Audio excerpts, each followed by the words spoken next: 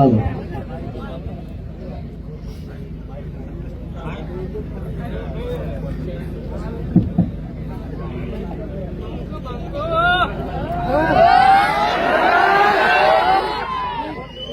હવે મન હાથે હાથું બોલો ઘણાની જોગન બધા ખાધો હો બધાય આમાંથી રાતનો ઉજાગરો કેટલો ગણન છે એવું લાગે મને એટલે કહું છું બરાબર હાલ તરત મૂડ બોલાઈ ગયું તું આખી જિંદગી થી મૂડમાં આવ્યો નહીં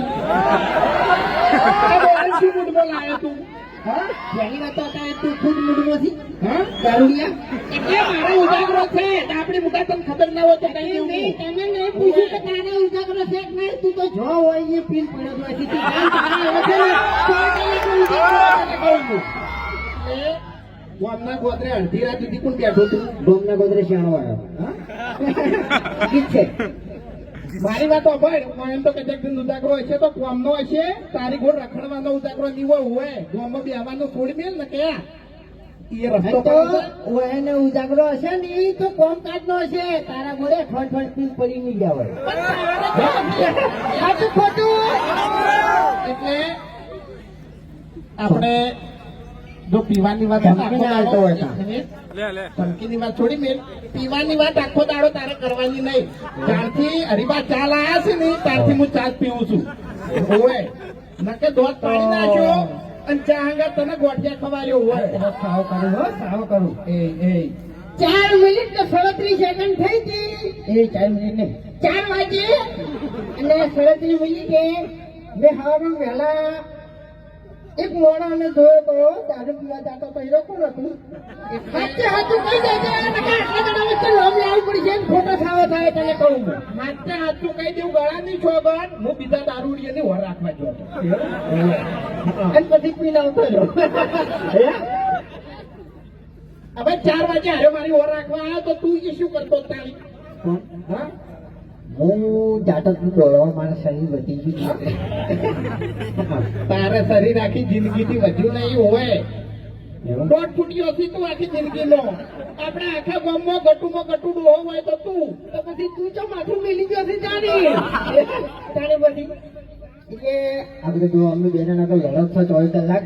બરાબર પણ એક વાતનો જવાબ આલો કે જો હાલ હરિભાઈ વાત કરી તમને કે મફુ કાકાનું જી અને હરિભાની ચા બરાબર એમાંથી જે નફો આવે જે રકમ આવે એ બધી અમારે વૃદ્ધા આશ્રમમાં આલવાની છે ને વૃદ્ધા આશ્રમ બનાવવાનું છે બરાબર તો બોલો એ અમારા એકલા માટે નહીં બધા માટે છે બરાબર અને સારું કામ જ છે બોલો તમે સપોર્ટ કરશો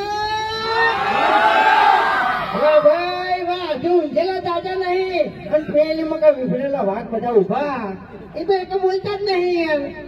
હે જુઓ અમારા મા બાપ એ તમારા મા બાપ તમારા મા બાપ એ અમારા મા બાપ બરાબર એટલે વાત સપોર્ટ ની જ છે બોલો સપોર્ટ કરશો હા હવે ઉજાગરામાંથી બહાર આવ્યા અમે 2 જણાને નક્કી જ કર્યું છે કે ફૂલતાઈ આપણે 2 જણાને આખી જિંદગી સારું કર્યું નહીં